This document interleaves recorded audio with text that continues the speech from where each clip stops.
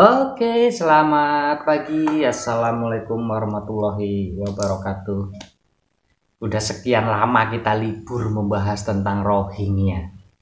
Dan ini akhir-akhir ini berseliweran artikel tentang Rohingya juga yang mengatakan udah beberapa orang Rohingya itu udah mendapatkan jodoh orang Indonesia. Nah, ini seperti ini contohnya. Jadi bersyukur Tuhan udah memberikan jodoh orang Rohingya. Ya sebenarnya jodoh itu kalau kalian mikirnya secara apa ya, akal sehat ya, pakai akal sehat, pernikahan kalian itu tidak disahkan menurut hukum. Pernikahan kalian itu ilegal. Karena apa? Pernikahan antara orang Rohingya dengan orang Indonesia itu mereka tidak memenuhi syarat untuk pernikahan secara resmi di Indonesia. Karena apa? Di awal-awal dulu ya, sebelum rame-ramenya Rohingya di Aceh. Nah, di kemarin lah, akhir tahun kemarin. Berarti udah setengah tahun yang lewat. Nah, itu kan udah di apa ya, Kementerian Agama udah mengatakan bahwa orang Rohingya itu tidak bisa memenuhi syarat untuk menikah dengan orang Indonesia. Dan UNHCR tetap kekeh akan mencukupi syarat-syarat itu. Dan pada akhirnya apa? Mereka tetap dinikahkan. Dan setelah dinikahkan hingga sekarang, persyaratan itu tidak pernah tercukupi. Jadi pernikahan mereka itu tidak sah menurut hukum ya, menurut hukum. Kalau menurut agama kita nggak tahu sah atau tidaknya, kita nggak tahu, tapi kita berbicara menurut hukum. Jadi kalau menurut hukum pernikahan mereka itu ilegal, tidak disahkan oleh negara. Oke, berbicara tentang hukum kita kesampingkan dulu. Tapi ada yang lebih penting daripada tentang pernikahan mereka. Apa itu yang lebih penting? Nah, ada tujuan terselubung dengan UNHCR menikahkan orang Rohingya dengan Indonesia. Itu ada tujuan tertentu. Apa tujuannya? Tujuannya agar mereka itu diterima di Indonesia, khususnya di Aceh, Sumatera Barat, dan nanti akan menyebar kemana-mana ke seluruh Indonesia. Nah, itu tujuannya. Nah, ketika salah satu dari orang Rohingya itu menikah dengan warga lokal, sudah pasti dong, orang Rohingya itu kan banyak keluarganya, punya saudara-saudara yang sudah datang ke Indonesia maupun yang masih ada di Bangladesh sana. Kalau di Myanmar kayaknya sudah nggak mungkin, mereka sudah ke Bangladesh, dari Bangladesh mereka masuk ke Indonesia. Nah, jadi itu tujuan UNHCR itu. Satu orang menikah dengan warga lokal, maka satu orang itu akan membawa saudaranya.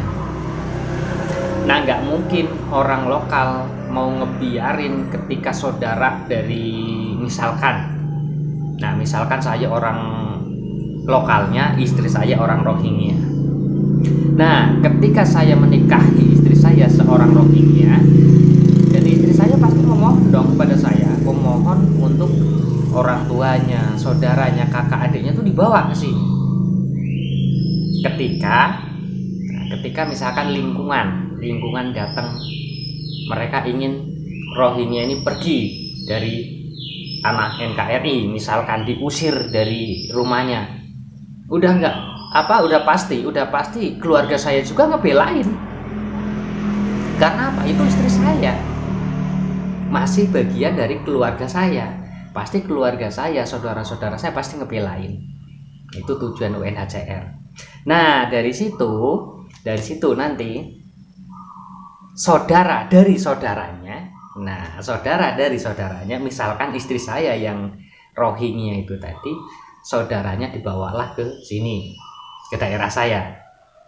Nah, nanti si saudara-saudaranya itu kan masih punya saudara lagi tuh, diambillah lagi, dibawa ke sini ke daerah saya. ada akal-akalan lagi. Mereka dinikahkan lagi, dikenalkan lagi, dijodohkan lagi. 4 orang. Pertama 1 orang. Saudaranya dibawa 4 orang. Dapat 4 gini ya berarti. 4 orang. Nah, 4 orang dapat jodoh lagi di lingkungan saya. Nah, 4 orang itu punya saudara lagi dibawa lagi. Yang dari Bangladesh dibawa lagi ke tempat saya, ke daerah saya, dapatlah tetangga saya. Udah gitu semakin kuat kan, persaudaraan mereka semakin kuat. Banyaklah orang-orang Rohingya yang dapat orang lokal. Ketika nanti orang yang tidak suka dengan Rohingya sudah tidak bisa mengusik lagi, karena apa? Banyak pembelaan dari saudara-saudaranya, termasuk keluarga saya, keluarga tetangga saya, pasti akan belain. Itu tujuan dari UNHCR. Ya kalau misalkan dalam 1 tahun saudara-saudaranya itu yang dibawa ke sini, nggak mungkin mereka itu nggak dapat jodoh. Pasti dicarikan jodoh oleh UNHCR, dicarikan jodoh oleh kelompok-kelompok yang ada di belakang mereka. Tahu kan kelompok itu siapa? Ini, coba, yaitu mereka yang ada di belakang Rohingya. Jadi antek-anteknya orang-orang itu. Jadi sulit.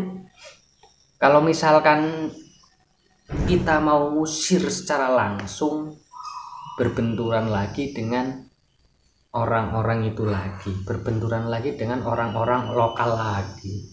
Jadi kita diadu domba ujung-ujungnya. Mereka bersembunyi di balik Rohingya, tidak berani terang-terangan.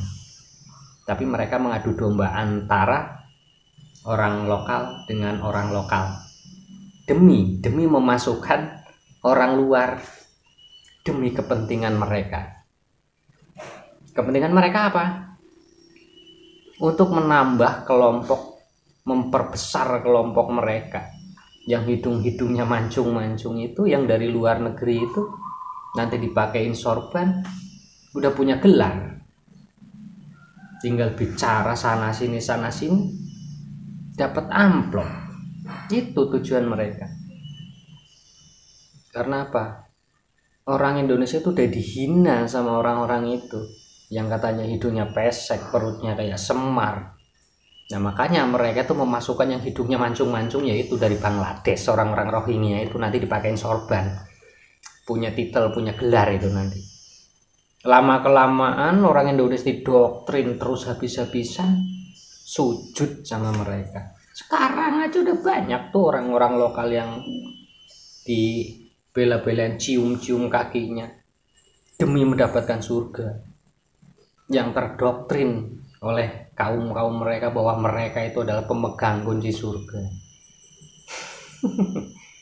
Oke, apapun itu, semoga kita terhindar dari hal-hal seperti itu dan kita tetap menggunakan akal waras kita, akal sehat kita, agar tidak mudah kita dipengaruhi, tidak mudah kita didoktrin dengan hal-hal yang sedikit berbau agama, lalu kita rela mencium kaki mereka demi mendapatkan surga. Oke, kita lanjut ke video berikutnya.